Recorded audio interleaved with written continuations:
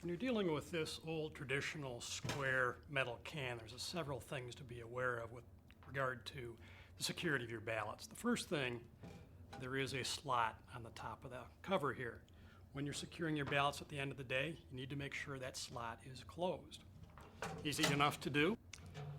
Typically, the cover for the slot will flop down of its own volition, but you also need to make sure that this hasp is engaged to prevent that from flopping back open again.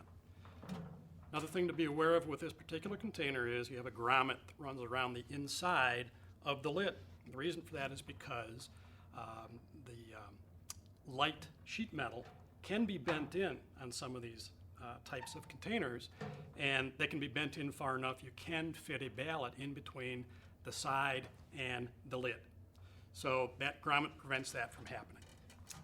The key thing with sealing this particular type of container, typically most people use, is the flat metal seal and a horseshoe.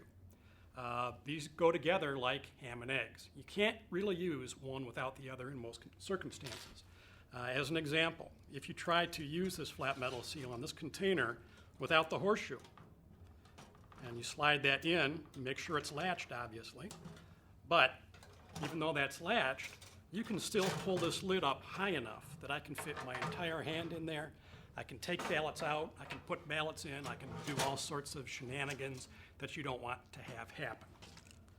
Container certificate, you can put on the horseshoe, and then the horseshoe will go up through the holes on the side and top of the lid. Then you'll run the flat metal seal through the two slots on the horseshoe. And once this is properly sealed in place, it really is the horseshoe that is holding the lid down.